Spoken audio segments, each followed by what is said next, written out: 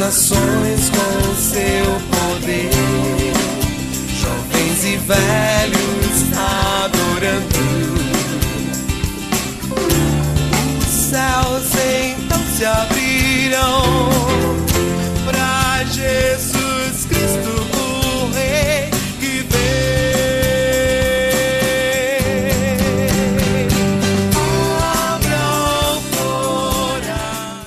Antes, seguindo a verdade em amor, cresçamos em tudo naquele que é a cabeça, Cristo Jesus. Efésios capítulo 4, versículo 15.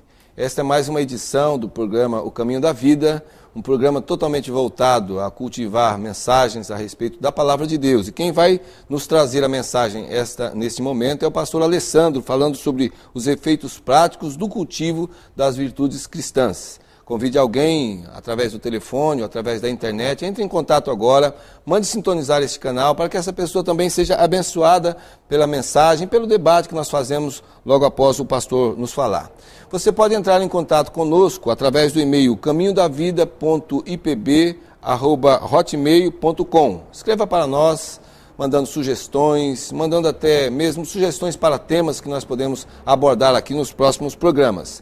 Você pode também acessar os nossos sites, programa ocaminhodavida.blogspot.com ou então www.ocaminhodavida.org.br.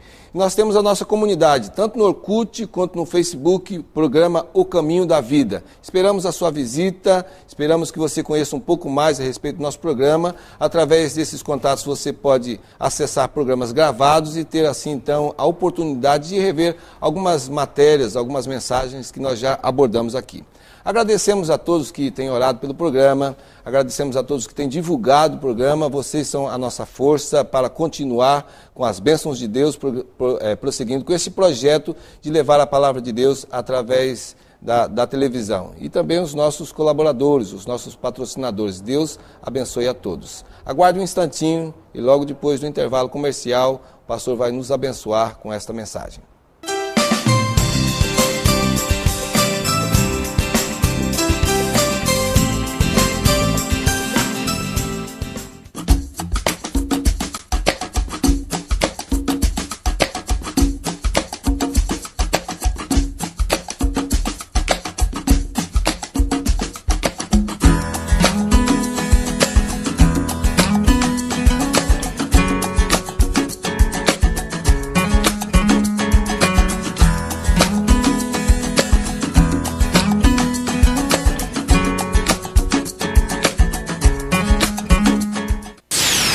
O máximo em estilo, o máximo em elegância, o máximo em qualidade.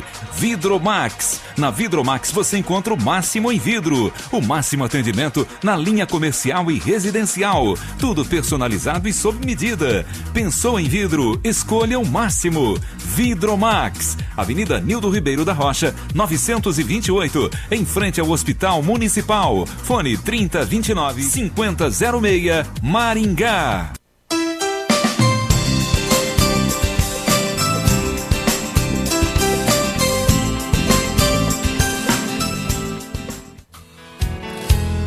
Tua palavra é luz para o meu caminho. Tua palavra, lâmpada para os meus pés. Que a graça e a paz do nosso Senhor Jesus Cristo esteja contigo hoje, meu amado irmão, minha amada irmã. Quero convidar você a que leiamos juntos um texto da Palavra de Deus para a nossa meditação no dia de hoje. Colossenses capítulo 3, dos versículos 12 até o 17, diz o seguinte: Revesti-vos, pois, como eleitos de Deus, santos e amados, de ternos afetos de misericórdia, de bondade, de humildade, de mansidão, de longanimidade, suportai-vos uns aos outros, perdoai-vos mutuamente, caso alguém tenha motivo de queixa contra outrem. Assim como o Senhor vos perdoou, assim também perdoai vós. Acima de tudo isto, porém, esteja o amor, que é o vínculo da perfeição. Seja a paz de Cristo, o árbitro em vosso coração, a qual também fostes chamados em um só corpo, e sedes agradecidos. Habite ricamente em vós a palavra de Cristo, instruí-vos e aconselhai-vos mutuamente em toda a sabedoria, louvando a Deus com salmos e hinos e cânticos espirituais, com gratidão em vosso coração. E tudo o que fizerdes, seja em palavra, seja em ação, fazei-o em nome do Senhor Jesus, dando por ele graças a Deus Pai. Texto de Colossenses, capítulo 3, dos versículos 12 até o 17. A epístola aos Colossenses, escrita pelo apóstolo Paulo, foi dirigida originalmente a um grupo de novos cristãos que estavam sofrendo a influência de um falso ensino que misturava elementos da filosofia grega com o judaísmo. Os irmãos tinham sua fé presa a uma espécie de ritualismo, onde eles se sentiam aceitos por Deus após cumprirem certos rituais de veneração, observância de dias santos especiais, tudo isso muito voltado a uma questão de idolatria, culto aos anjos, além de um fato muito interessante, que é a doutrina ascética que estava no meio daquele povo. O ascetismo era uma manifestação mística de meditação, numa tentativa de achegar-se a Deus. De forma resumida, eles criam que o seu relacionamento com Deus não se dava exclusivamente por intermédio de Cristo Jesus, mas também pela manifestação da sua religiosidade por si. Eles achavam que eles poderiam alcançar o coração de Deus através das coisas que eles faziam aqui na terra, ao que o apóstolo opõe-se veementemente, mostrando que Cristo é maior do que todo tipo de religiosidade. Assim, mostra para os irmãos e também para nós o que nos liga a Deus não são as nossas tentativas de agradá-lo por intermédio da religião, mas sim a transformação que nós sofremos por intermédio da ação de Cristo Jesus nas nossas vidas. E a partir dessa perspectiva, nós encontramos nesses versículos a recomendação de que nós deixemos o religiosismo morto de lado e cultivemos as virtudes cristãs em nossas vidas. E essas virtudes são importantes, porque só assim nós experimentaremos uma grande transformação pela ação de Cristo em 3 áreas distintas que eu quero destacar hoje na nossa mensagem. E essas áreas levam a uma manifestação de uma religiosidade genuinamente cristã. E o que eu quero compartilhar com você, olha aqui na tela, é exatamente sobre isso: os efeitos práticos do cultivo das virtudes cristãs. Preste atenção, os efeitos práticos do cultivo das virtudes cristãs. E o primeiro efeito também está aí na sua tela, é que o cultivo das virtudes cristãs traz a nós, preste atenção, um relacionamento com Deus, que é fruto da formação do caráter de Cristo em nós. Um relacionamento com Deus que é fruto da formação do caráter de Cristo em nós. Aqui no versículo 12 que nós lemos, diz assim: revesti-vos, pois, como eleitos de Deus, santos e amados, de ternos afetos de misericórdia, de bondade, de humildade, de mansidão, de longanimidade. Nós podemos perceber que o apóstolo Paulo, quando ele escreve esse versículo 2, ele o faz em oposição a 2 versículos anteriores, aos versículos 5 e 6. Eu vou ler para você, não vai estar na sua tela, mas você vai poder acompanhar. Diz assim: fazei, pois, morrer a vossa natureza terrena, prostituição, impureza, paixão lasciva, desejo maligno e avareza, que é idolatria. Por essas coisas é que vem a ira de Deus sobre os filhos da desobediência. Então o apóstolo Paulo diz que, em primeiro lugar, essas coisas precisam morrer, para que depois nós nos revistamos do novo. Em lugar dessas coisas, devemos nos revestir da nova vida que há em Cristo Jesus, pois somos aceitos, fomos eleitos, somos santos e amados de Deus. Assim, as características do caráter de Cristo devem ser vistas e cultivadas em nós. Quais são essas características? O apóstolo Paulo deixa bem claro aqui no versículo 12. Primeiro, ternos afetos de misericórdia. Ou seja, uma intenção profundamente arraigada no fundo do íntimo do coração, em amar aos nossos irmãos e colocarmos-nos no lugar dos nossos irmãos para tentar experimentar os seus sofrimentos. Isso também é conhecido por compaixão. É nós compadecermos-nos daqueles irmãos que sofrem, é entrarmos no sofrimento deles e buscarmos sentir aquilo que eles sentem. Outra questão, outra faceta do caráter de Cristo que nós precisamos desenvolver é a bondade. Isso é um viver ativo em favor do próximo, a fim de fazer-lhe bem. Bondade não é algo simplesmente ocasional, bondade não é algo que aleatório, por assim dizer. A bondade é intencional. No caráter de Cristo, ele desejava fazer o bem.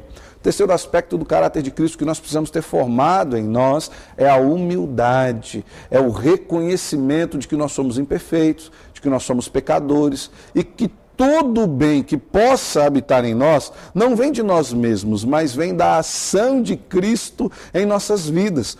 A humildade é a mortificação da nossa carne, o considerarmos os outros superiores a nós mesmos em amor.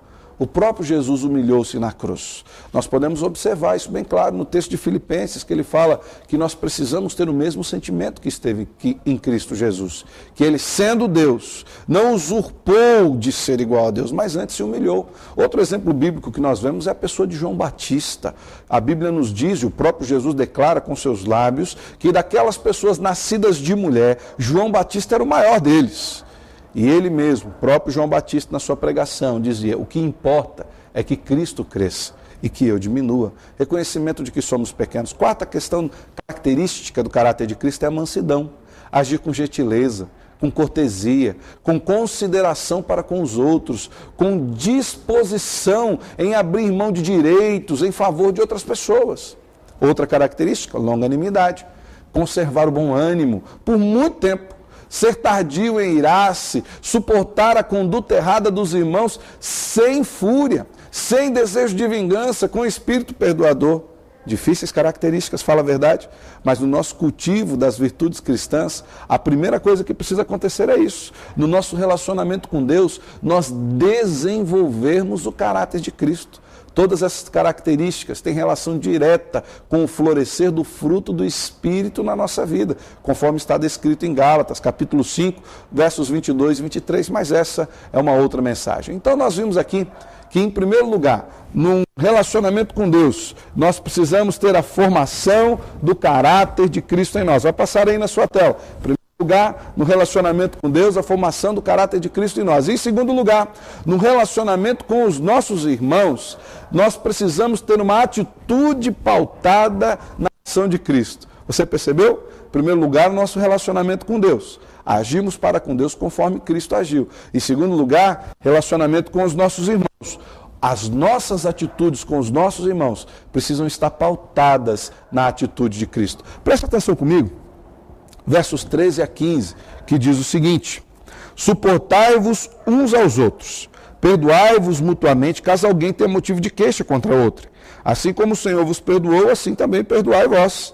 Acima de tudo isso, porém, esteja o amor, que é o vínculo da perfeição. Seja a paz de Cristo árbitro em vosso coração, a qual também fostes chamados em um só corpo, e sede agradecidos. Aqui a ênfase recai sobre a parte prática de ter o caráter divino formado em nós. É provável que havia entre os irmãos de Colossos algumas queixas uns contra os outros. Aí o apóstolo exorta-os a uma conduta cristã. Se existe problema na sua igreja, na sua comunidade, na sua casa, nos seus relacionamentos, só existe uma maneira de você agir. É partindo do ponto de vista que você só pode mudar a si próprio. Você não pode mudar o agir da outra pessoa. Desta forma, o apóstolo Paulo exorta que nós precisamos suportar-nos uns aos outros. Esse suporte não é no sentido de aguentar, mas é no sentido de dar força para que o outro mude, ser base para a restauração, no sentido de ser você a força necessária do ambiente para que as coisas sejam mudadas, no sentido de dar suporte e de ser base para a restauração. Também precisamos perdoar-nos mutuamente. Interessante aqui o fato do apóstolo Paulo dizer que o perdão deve ser algo mútuo, apontando para o fato de que todos eram necessitados de perdão, todos erravam. O nosso perdão deve ser pautado no perdão que nós recebemos de Cristo Jesus. Se nós percebemos a oração do Pai Nosso, que nós fazemos de vez em quando, nós poderíamos até nos condenar, porque nós pedimos que Deus nos perdoe da maneira como nós perdoamos os nossos irmãos. Na verdade, essa oração traz um desafio de que nós perdoemos, porque reconhecemos que somos pecadores. Terceira questão da ação com os nossos irmãos é ter o amor como base dessa ação. O amor é a força unificadora da igreja, o vínculo que dá coerência à mensagem bíblica. O amor é maior que qualquer expressão de religiosidade. O apóstolo Paulo declara isso, por exemplo, na sua primeira carta aos Coríntios, capítulo 13, dizendo que todas as coisas que são feitas têm que estar completamente motivadas pelo amor. E esse amor cristão. Em algumas Bíblias vem a tradução de amor por caridade, no sentido de serviço prestado totalmente sem o propósito de receber algo em troca. Essa é uma questão muito importante. Será que temos agido com amor?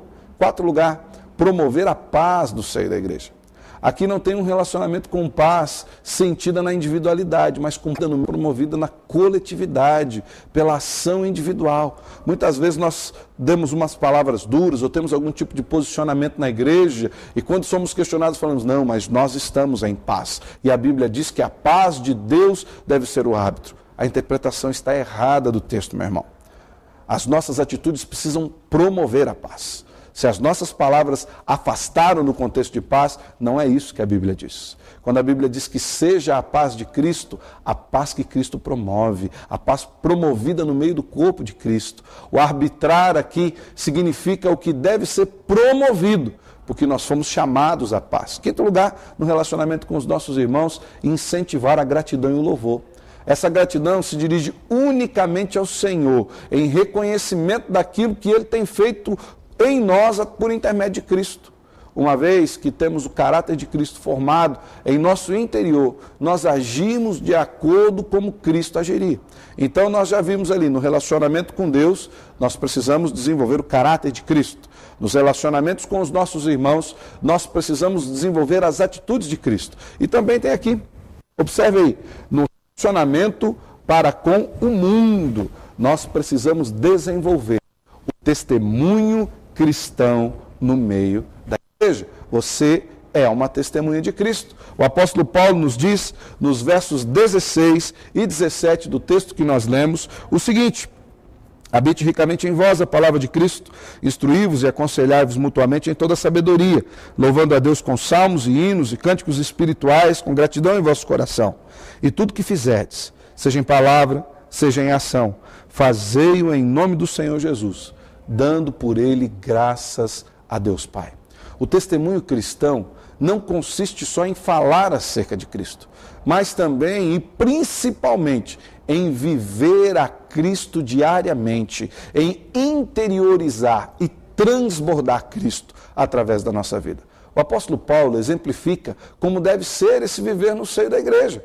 Primeiro, a palavra de Deus precisa habitar em nossos corações. A igreja deve ser baluarte, fortaleza inexpugnável, incorruptível e invencível, um habitáculo eterno da palavra de Deus. Habite ricamente em vós a palavra de Cristo.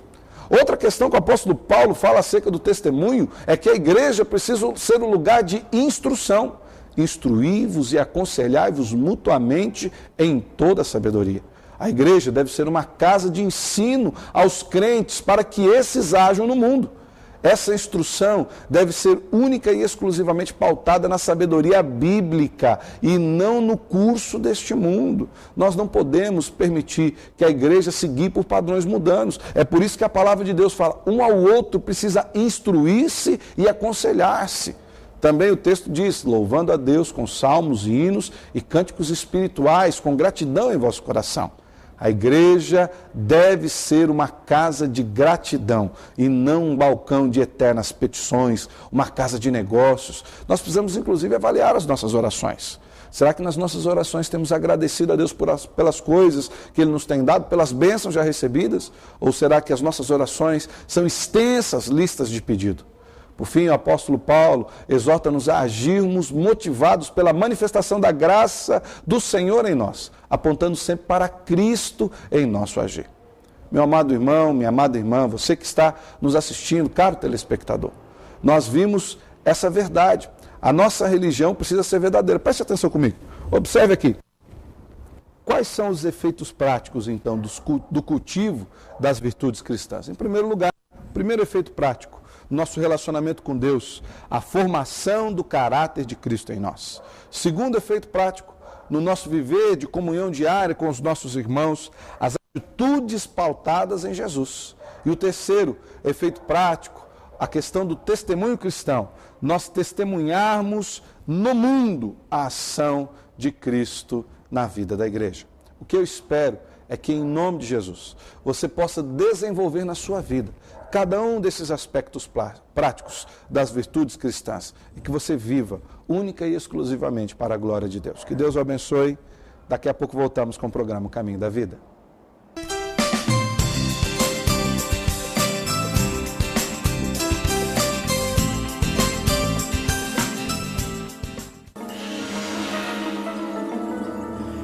Eu não pensei que você fosse capaz de fazer isso.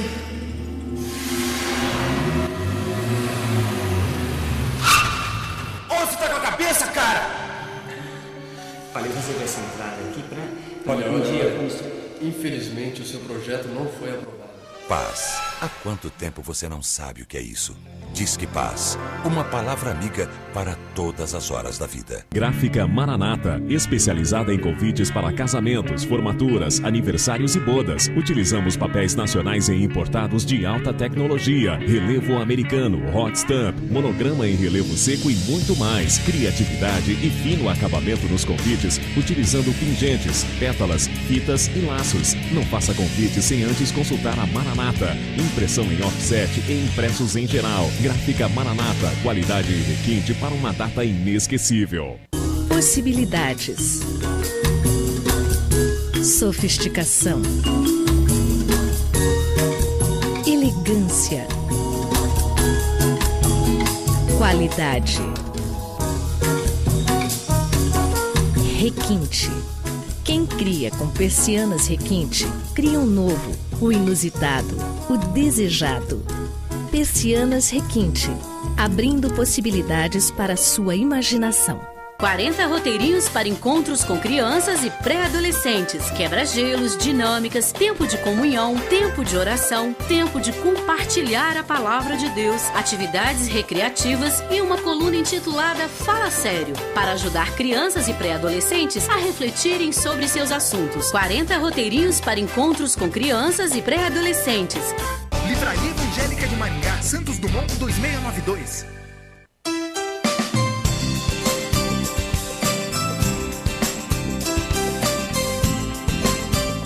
Graças a Deus, estamos de volta após essa mensagem abençoada e nós queremos conversar um pouco agora, para nos aprofundarmos um pouco mais no tema que o pastor Alessandro abordou, os efeitos práticos do cultivo das virtudes cristãs. E nós começamos com o pastor Alessandro, que é o pregador de hoje, como de praxe, perguntando o seguinte: pastor Alessandro, como podemos diferenciar a religiosidade de uma vida que cultua sinceramente? Não parece a mesma coisa? Pastor, é complicado quando nós tratamos desse assunto, porque a expressão da religiosidade verdadeira e a expressão da religiosidade falsa, por assim dizer, podemos dizer que é a mesma. Na verdade, o que difere uma de outra é a intenção. A religiosidade falsa, condenada pelo apóstolo Paulo, e a religiosidade que o apóstolo Paulo queria corrigir na vida dos irmãos lá de Colossos, dos Colossenses, é aquela religiosidade completamente fundamentada no homem, na qual eles acreditavam que poderiam encontrar ou alcançar o favor de Deus pelo seu esforço próprio. Ou seja, trazendo para a nossa realidade, é aquele crente que ele não ia no culto para louvar a Deus pelas coisas que Deus havia feito, mas ele iria no culto para dizer para Deus que ele participou do culto e por conta disso ele era digno de aceitação diante de Deus. Ele não é aquela pessoa que dava uma esmola por amor, por compaixão, porque se compadecia do estado daquela outra pessoa que estava tendo necessidade. Antes ele daria a sua esmola, ele dava a sua esmola para dizer para Deus: olha Deus, eu sou digno de entrar no céu porque eu dou esmolas. Ele não era aquela pessoa que ajudava, motivado por uma questão cristã. A Bíblia diz que as boas obras nos acompanham. Então, a diferença da religiosidade verdadeira e de uma religiosidade falsa, basicamente se dá isso, na intenção do coração, na motivação do coração. E é difícil medir isso, viu, pastor? Essa é uma coisa que somente Deus tem capacidade de medir.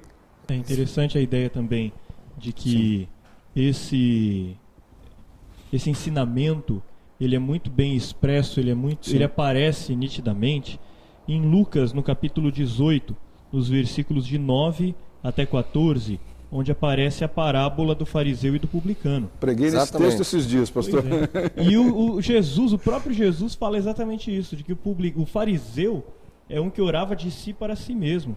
Ele desprezava os demais porque ele confiava em si, ou seja, nas suas atitudes. Ele acreditava que jejuar 2 vezes por semana, que dar esmola, que tudo isso fazia com que ele merecesse, com que fosse obrigação de Deus abençoar esse cara. Inclusive, com respeito ao jejum, ali diz que o fariseu jejuava 2 vezes por semana, ao passo que naquele momento eles viviam debaixo da lei de Moisés, né? E a lei de Moisés pedia que se jejuasse uma vez por ano. Aquele homem jejuava 2 vezes por semana, para dizer para Deus, ó, eu sou o cara. Então, sorte sua que você me tem aqui. A questão, muitas vezes condenada por Jesus, era exatamente esta que o pastor Alessandro está deixando claro aqui. É a questão de você praticar a religião com intenção de alguma coisa e não a religião como sendo uma vida de sinceridade diante de Deus, uma manifestação diante de Deus. E Jesus condenou isso em várias situações, né? Pastor Luiz Henrique, se a verdadeira religião é ter o caráter de Cristo, é viver em comunhão, é testemunhar diante do mundo, então qual é a finalidade de nós irmos à igreja? Porque alguns podem entender, bom, se é isso, então eu não preciso de igreja, eu posso ficar aí, ter minha vida com Deus, não interessa, eu não vou ter comunidade. Infelizmente, essa é uma ideia que muitas pessoas têm. Eles têm a ideia de que, não, eu tenho meu relacionamento com Deus do meu jeito, eu falo com Deus do meu jeito e não preciso de igreja. Nós estamos até lidando com uma pessoa na igreja que está parando de ir por influência do namorado que tem esse pensamento. E agora na mídia tem uma esposa de um jogador de futebol famoso, não vou citar aí, que ela saiu de uma igreja e está pregando aos 4 ventos que agora ela descobriu Deus fora da igreja. Ela vive Deus fora da igreja. Isso está sendo propagado aí porque a mídia gosta dessas coisas, né? A mídia ama, né? Principalmente quando tem que bater na igreja. É verdade. Aí eles gostam, né? Mas é interessante que o próprio texto que o pastor Alessandro leu, lá no versículo 16, ele fala... aconselhai-vos e instruí-vos mutuamente. É isso, né? Versículo 16. Exato. Instruí-vos e aconselhai-vos mutuamente. Onde que isso acontece? Dentro da igreja. Dentro da igreja. Quando a gente dá um pulo lá para Hebreus, eu já deixei até marcado. Não deixemos. Eu sabia que esse assunto ia chegar. Hebreus capítulo 10, versículo 25. Não deixemos de congregar-nos, como é costume de alguns. Antes, façamos admoestações, principalmente quando a gente está vendo que o dia da volta de Cristo se aproxima. É isso que o apóstolo Paulo diz, isso é um mandamento, isso é uma ordem. Não deixe de ir na igreja, como é costume de algumas pessoas. Mas vá cada vez mais, incentive os outros a irem cada vez mais, principalmente quando a gente está vendo que o dia de Cristo se aproxima. Então, nesse ponto, cai por terra. Agora, essa ida à igreja, pastor, não é uma questão ritual não é de ir a um lugar. Não é bater o cartão. Como se fosse picar o ponto ali. Não, tem essa ideia de Colossenses. Você vai para ser instruído, você vai para ser aconselhado, você vai para exercitar sua comunhão com os irmãos. Porque o apóstolo João diz, como é que você pode dizer que ama a Deus, que você não vê? Se você não ama o seu irmão, a quem você vê, aí a pessoa pode dizer, mas eu amo todas as pessoas. Então comece amando o irmão dentro da igreja. Eu gosto muito, pastor Eliseu, quando a palavra usa a metáfora de corpo. Né? Que a igreja é o corpo de Cristo. O que é o corpo? O corpo é a junção de todas as células, de todas as partículas, todos os ossos, os órgãos, a carne, as peles e tudo mais, que funcionam em plena comunhão. O corpo só funciona se ele estiver completamente ligado. Se nós pegarmos um dedo, tirarmos esse dedo do corpo, esse dedo irá morrer. E funciona em função da cabeça. Né? E funciona em função da cabeça. O senhor leu o texto no começo. Quem é a cabeça? Cristo Jesus. Então, a igreja é essa manifestação da comunhão no corpo. Então, essa religiosidade fora da igreja, ela não é bíblica, ela é muito bonita. É uma filosofia de vida. Daí vem aquele termo que eu usei na mensagem, que é um termo até um pouco esquisito, o ascetismo. O que é? Essa percepção mística de Deus, essa experiência mística com Deus, que na verdade nada passa de uma expressão de religiosidade humana, tentando encontrar Deus fora dos padrões da palavra. Agora, veja bem, o pastor citou ainda agora, e você sabe que você está acompanhando na mídia, mas, por exemplo, não só a esposa de um jogador, outras pessoas estão aí desiludidas. Veja bem, a decepção, pode ver, você pode ler, ocorreu com a instituição. Verdade. Ou seja, ocorreu com coisas que o ser humano faz com essa instituição, com este corpo, com este organismo maravilhoso que é a igreja. Agora, nosso programa, estou achando o pastor Vanderlei muito quietinho, ele está ali só também observando acho. E eu quero dar uma provocada nele agora. Viu, pastor José? Porque quando ele vem com as perguntas... Exatamente, mas pastor está ouvindo ali, ele está meditando. Pastor, então nesse sentido, com essa discussão, alguns podem pensar assim, mas então a religião não leva nada de prático, não é isso que nós estamos dizendo aqui. Então, para que serve a religião, sob a ótica do pastor? Olha, a religião, ela até melhora o homem, né? Desculpa. A gente geralmente vê uma pessoa que é religiosa, ele tem bons costumes. Sim. Ele tem boa moral. Mas isso, quando trata do relacionamento com Deus, não quer dizer muita coisa. Relacionamento com Deus é uma coisa, ter boa moral, bons costumes, é outra coisa. Claro que se você tem um bom relacionamento com Deus, você vai ter esses bons costumes, moral. Agora, nós vemos um texto na Bíblia que eu acho que fala exatamente dessa questão religiosa. Quando nós olhamos para a vida de Nicodemos. Nicodemos, ele era religioso. Ele era um bom homem. A religião servia para ele, para os bons costumes. Isso está registrado em João capítulo 3. Mas ele foi ter com Jesus. E ele diz, olha, eu conheço a lei, tenho conhecimento de muitas coisas, mas Jesus disse para ele o quê? Que ele precisava nascer de novo. Então, a vida do homem, nesse relacionamento com Deus, ele começa quando ele nasce de novo. Ou quando ele conhece Jesus como seu único e suficiente Salvador. Quando há uma transformação no coração dele. A partir desse dia, Nicodemos passou a ser uma outra pessoa. E aí a igreja faz sentido, aquilo que acontece no meu caráter faz sentido, as minhas boas obras fazem sentido, a partir do momento que eu conheço a Jesus como meu Senhor e Salvador da minha vida. Senão a religião vai ser só alguma coisa que no âmbito humano, aqui na terra.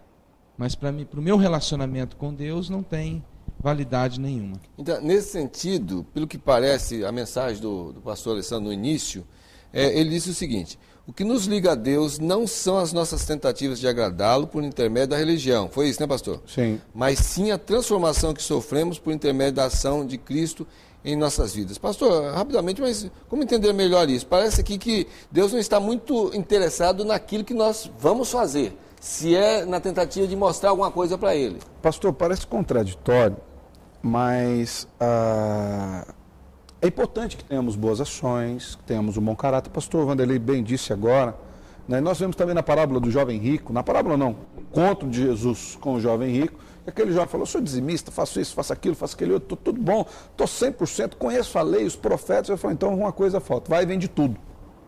Que Jesus queria tratar com o coração dele.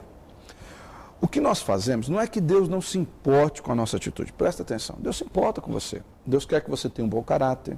Deus quer que você tenha uma boa conduta. Deus quer que você tenha um bom testemunho. A grande questão é que Deus quer que isso seja fruto do seu relacionamento com Cristo. E que isso seja fruto de uma mudança que Jesus fez em você. Não apenas como um aspecto da sua humanidade. Por quê? Como aspecto da sua humanidade, você vai ser bom, vai ser gente boa, politicamente correto, mas você ainda irá carregar os seus pecados. Isso não pode justificar, isso leva-nos ao inferno. Porque a Bíblia diz que aquele que tropeçar em uma vírgula, um ponto da lei, ele errou em toda a lei. Somente Cristo cumpriu tudo. Então, nós precisamos entender que Deus quer que sejamos bons, mas Ele nos faz assim por intermédio de Cristo Jesus. Então, o que importa com Deus, pastor, é o relacionamento em Cristo, é aquilo que Jesus fez em nós, não apenas a capacidade humana, porque a capacidade humana pode até fazer bem nos relacionamentos aqui, mas diante de Deus, presta atenção, diante de Deus, o que vale é o relacionamento que nós temos por intermédio de Cristo, é aquilo que o amor de Jesus produz em nós. Amém, amém. Nós vamos para o nosso intervalo comercial. Antes, deixa eu lembrar você que o 3025-3333 é o número do telefone do Disque Paz, uma mensagem nova a cada dia para ministrar ao seu coração. Vamos aos nossos comerciais e já voltamos para o segundo bloco.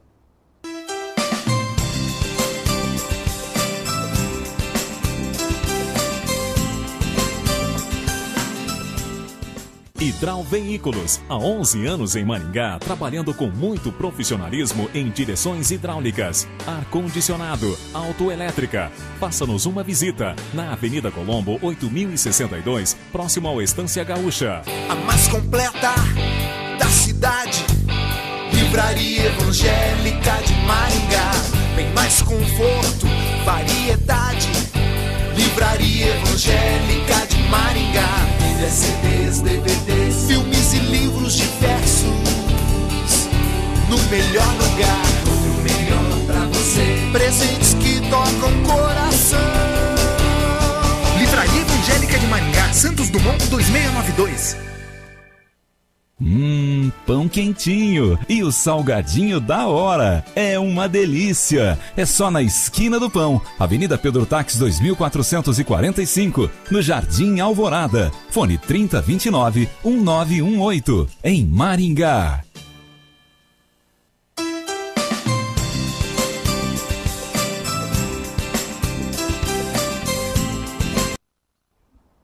Graças a Deus, estamos de volta para um pouquinho mais de conversa a respeito do tema que o pastor Alessandro abordou. Mas antes disso, um lembrete. O Carlos Roberto Santos, que é da Igreja de Cristo Jesus, foi o contemplado com o porta-óleo, né, pastor? Verdade, há verdade. tempo atrás. Nós precisamos que Fala para ele você, entrar em contato Carlos, entre em conosco. contato conosco.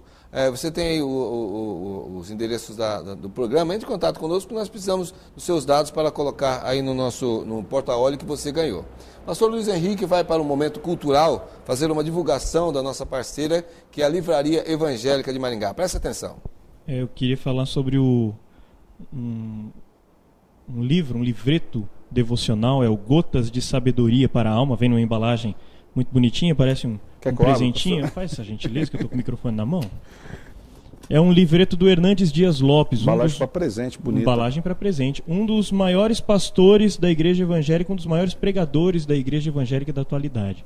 Gotas de Sabedoria para a Alma. Produzido pela LPC, Luz para o Caminho.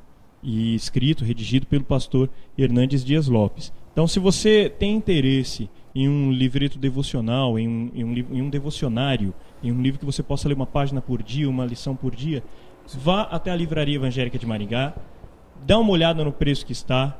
Se eles te derem algum desconto, alguma coisa assim, depois você chega e fala assim, mas é o seguinte, eu vi isso aqui lá no programa Caminho da Vida. E quem viu no programa Caminho da Vida vai ganhar 10% a mais. Então, além do que você já vai ter de desconto por eles te darem naturalmente, lá você vai ganhar mais 10% se você for lá e disser que viu no programa Caminho da Vida. Nós estamos divulgando esse devocional, mas há outros devocionais também que estão em promoção na Livraria Evangélica. Vale a pena você conferir, chegando aí o final do ano, presente de Natal.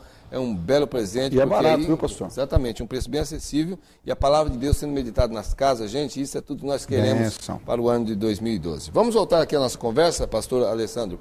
A ciência secular diz que o caráter não pode ser mudado. É uma discussão da psicologia e tal, mas quando nós ouvimos isso como o senhor acabou de pregar, como é que nós podemos entender essa mudança à luz da palavra de Deus?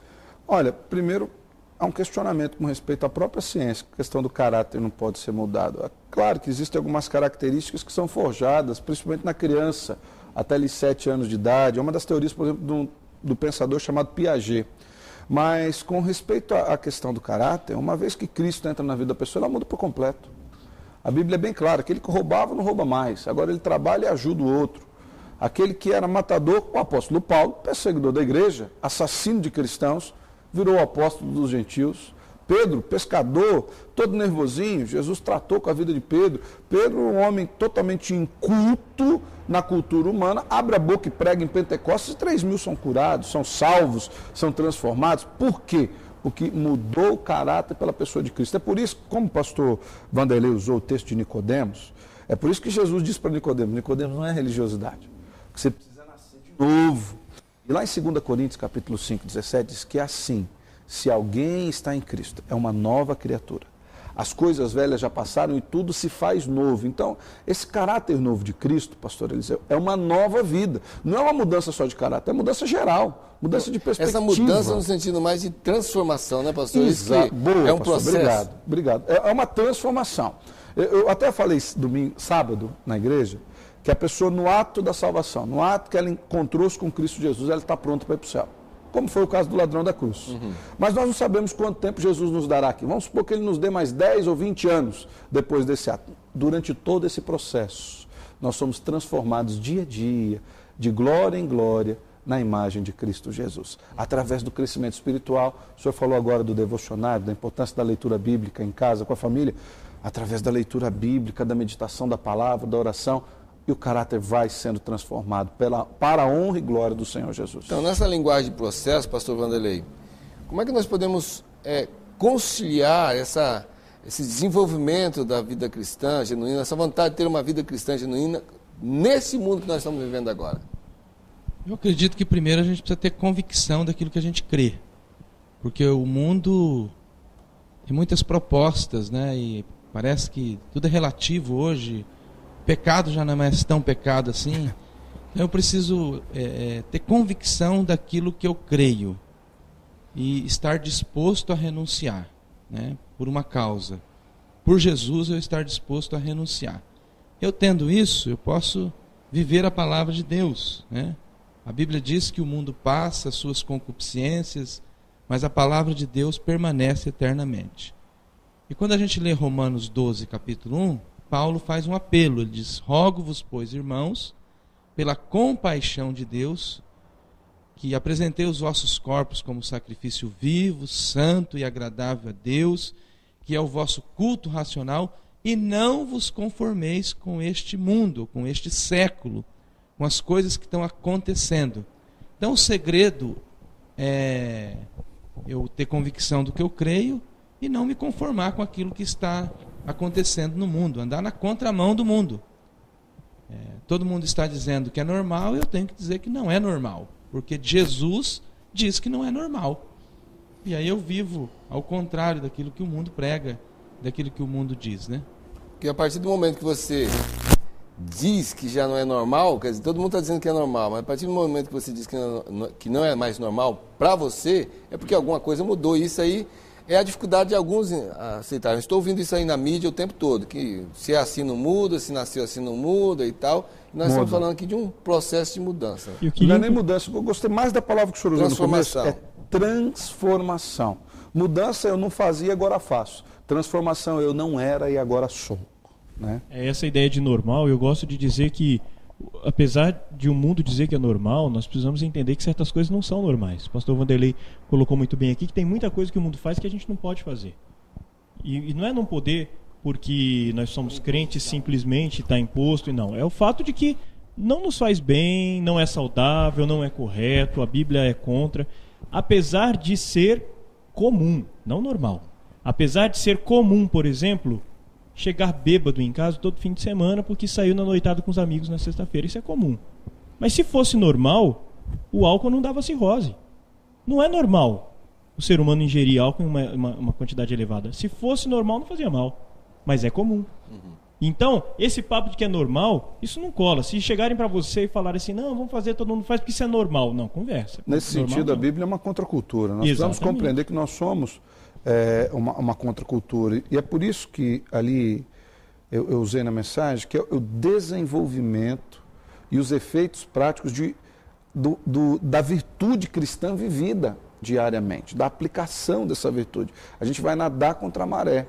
E a gente vai aprender que é assim que Cristo quer que nós vivamos. E nessa linguagem que o pastor Vanderlei falou do pessoal estar hoje tornando tudo relativo, uma coisa que sempre tem aparecido é a questão do amor. O pessoal Não, o que importa é amor. O amor é motivação de tudo. Então, no final das contas, o amor vai prevalecer. Então, vai levar todo mundo para o céu. Quer dizer, não importa o que é que vai acontecer. Pastor Luiz Henrique, como é que nós podemos entender isso aqui? O amor abre a entrada do céu, a porta de entrada do céu? A Bíblia coloca essa questão do amor. O próprio apóstolo Paulo também coloca a questão do amor como importância. Mas a gente precisa entender, não é o meu amor pelos outros seres humanos que vai fazer com que eu seja salvo. É o amor de Deus para comigo.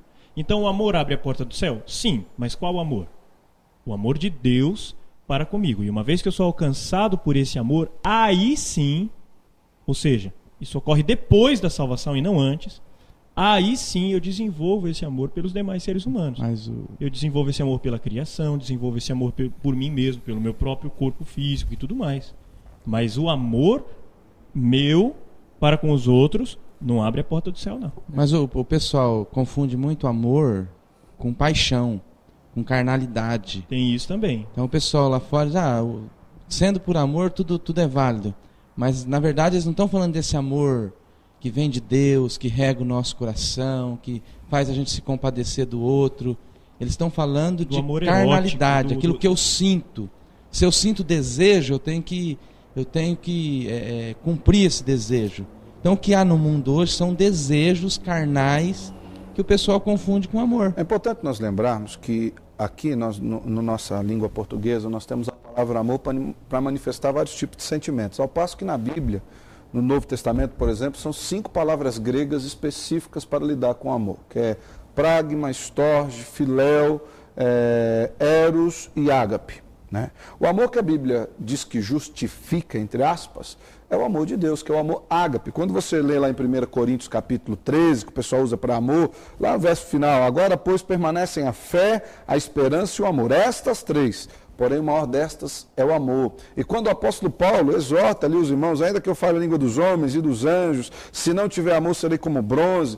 O que ele está querendo dizer é que se não estiver na motivação de Cristo, na mesma motivação de Deus para conosco, nós com os nossos irmãos, não vale. Eu já vi pessoas falando, pastor, mas eu tenho várias mulheres, mas eu as amo todas. Esse aí é uma erotização, você as deseja. Carnalidade. Isso é uma manifestação da sua carnalidade. O nome disso é pecado, não é amor não. Viu? É pecado, não é amor. Então, essa questão de que o amor, por amor vale tudo, o amor bíblico, viu, pastor Eliseu? É a questão da manifestação do ágape de Deus na vida cristã. O que eu vou jogar para o geral agora, porque essas características que nós temos aí, que foram apresentadas, o caráter, as atitudes, o testemunho de Cristo Jesus, então elas são a condição que nós vamos apresentar para alcançarmos a salvação? Não. Como é que é isso? Vamos lá, são as consequências. Isso. É a questão de que agora que eu sou filho, eu vou me parecer com meu pai.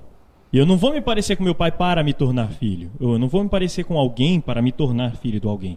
É porque eu sou filho, é porque o meu filho Samuel é meu filho, é meu sangue. É por isso que, por azar dele, ele se parece comigo. Mas Deus é bom. E agora vem mais e agora vem mais um que estamos grávidos novamente, nasce no ano que vem. Então fique bem claro isso aí. É a consequência da entrega da vida a Jesus. Não você fazer isso primeiro para encontrar-se com Jesus como Salvador. Pastor Alessandro, como é que nós podemos ministrar a uma pessoa, de uma forma prática, já estamos caminhando para o final do nosso programa, mas como é que nós podemos ministrar uma pessoa que diz que tem se esforçado muito para ser como Cristo, para desenvolver essas características do caráter de Cristo, mas não tem conseguido? Eu acredito na sinceridade dessas pessoas, porque essa luta já aconteceu comigo, eu já fui confrontado por isso. Eu lembro-me que eu fui num curso, até convite do pastor Vanderlei, o nome do curso é Fermata, onde um dos ministrantes, pastor Edmundo Spiker, trouxe uma palavra de Deus fantástica para a minha vida. Ele falou que ninguém é capaz de viver a vida cristã, senão o próprio Cristo em nós. E aí ele foi trabalhar o texto em que o apóstolo Paulo diz aos Gálatas, já não sou mais eu quem vivo, mas Cristo vive em mim. O problema é que muitas vezes, pastor, nós queremos pelas nossas próprias forças sermos iguais a Cristo. Nós queremos fazer, nós queremos construir com as nossas mãos. E até ele usou um exemplo muito jóia, quero ver se eu vou rapidinho aqui para usar esse exemplo, eu acho que eu tenho um minutinho, vamos lá. Ele falou, se você está construindo alguma coisa e alguém te ajuda a construir, os méritos é de quem? De quem ajudou ou de quem fez? De quem fez. Ele falou, o problema é que nós agimos assim com Deus. Nós falamos, Deus, eu quero ser cristão, me ajuda aí. Deus fica sempre como ajudante. Ele fala, não é esse o papel bíblico de Deus. O papel bíblico de Deus é que Ele é o comandante. Senhor, eu preciso ser igual ao Senhor, então comande a minha vida. Que eu caminhe de acordo com a sua vontade. Eu vou querer ajudar no sentido de o que eu posso fazer, mas o Senhor faz por mim. Eu acredito nisso, pastor. Tem pessoas lutando com isso. Meu conselho, meu amado, não viva mais, não lute mais. Entregue a sua vida para Cristo. Deixa que Cristo viva em você. Deixa que Ele comece a te mostrar. Fala assim, Senhor, eu quero agir como o Senhor agiria. Amém. Que o Teu Espírito em mim me leve a agir dessa forma. Amém. E você pode aguardar um pouquinho mais aí, porque nesse sentido o pastor Alessandro vai orar daqui a pouco. Nós vamos voltar, estamos encerrando nosso programa, mas temos ainda alguns avisos e o pastor depois quer orar por sua vida. Nos aguarde.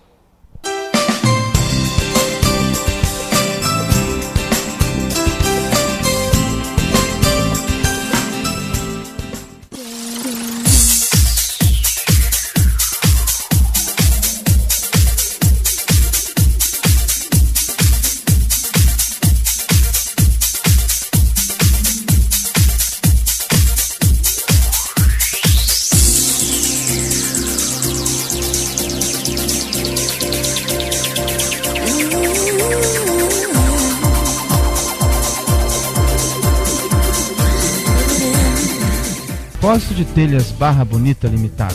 Telhas romana, portuguesa, americana, esmaltada, tijolos para churrasqueiras, telhas de vidro e impermeabilizante para telhado.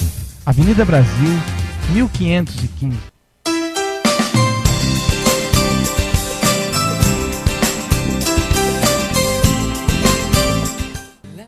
Graças a Deus. Espero que você tenha aproveitado bem o nosso programa. Nós estamos aqui de cenário novo. Nós queremos agradecer mais um patrocinador, que é a Mobile, né, pastor Alessandro? Mobile, design de interiores. Está fazendo todo o cenário, colocar na geral e você vai ver esse cenário novo que a gente está aqui. Muito obrigado a Mobile e aos demais patrocinadores. O pastor Luiz Henrique estava falando até no intervalo. Se você quer divulgar o seu ar-condicionado, entre em contato conosco, estamos precisando aqui no estúdio. Fazemos uma parceria. Gente, olha, você tem os endereços do nosso programa, mas nós temos também os blogs dos nossos pastores. Eu e o pastor Vanderlei ainda estamos estudando em construir o nosso. Mas o pastor Alessandro tem o blog Rumo ao Alvo, que é Reverendo Alessandro.blogspot.com. O blog do pastor Luiz Henrique é o salvopelacruz.blogspot.com. O pastor Paulo de Tarso, que não está conosco hoje porque está viajando, está retornando das férias, é o reverendo paulodetarso.blogspot.com. E o nosso pastor querido José Ricardo continua conosco, nos apoiando, é o pastor joséricardo.blogspot.com, é o blog Entre Amigos. Acesse, há matérias edificantes ali para que você possa desfrutar. Mais alguma coisa, irmãos? Só quero agradecer as pessoas que têm assistido o programa, as pessoas que têm nos cumprimentado na rua. Onde a gente vai, o pessoal, pastor, estou assistindo toda quarta-feira, pastor. Muito obrigado, querido. Esse carinho que nos fortalece em Cristo Jesus, para continuarmos trabalhando aqui no programa Caminho da Vida. É verdade, e a gente até peca em às vezes, não anotar os nomes. É verdade. Eu estou morando agora na Getúlio Vargas e estacionei, ia descendo do carro, uma moça numa loja ali próxima, né, Martins, ela disse que nos assiste, está nos assistindo agora, ela disse, olha, conheço o senhor do programa Caminho da Vida. Um abraço, Deus abençoe a sua vida e os demais também que têm nos assistido. Vamos agora para um momento de intercessão, um momento de oração com o pastor Alessandro, e muito obrigado, até a próxima semana. Deus abençoe. É onde eu posso ouvir tua voz, me leva onde eu posso ouvir tua voz, Senhor, me leva. Obrigado, Jesus, pelo dia de hoje. Obrigado por esse programa. Obrigado pelas nossas vidas. Obrigado pela mensagem, pela tua palavra, que sempre é edificante. Tua palavra é uma maravilha, Senhor. E o que eu lhe peço agora é que, em nome de Cristo, o Senhor ajude cada um dos nossos telespectadores, esses nossos irmãos, nossas irmãs, Deus, a desenvolverem nas suas vidas essas virtudes cristãs, ó Pai, como fruto de um relacionamento contigo, como fruto da salvação, que eles tirem de sobre suas vidas todo o peso, todo o fardo, entreguem as suas vidas na mão de Cristo, para que sejam revigorados, fortalecidos e recebam dele a vida nova que vem do Pai. Abençoe cada casa, cada criança, cada esposo, cada esposa, cada família que nos recebe. E que a tua graça esteja nesse lar, hoje e sempre. É assim que eu oro em nome de Jesus. Amém, Senhor.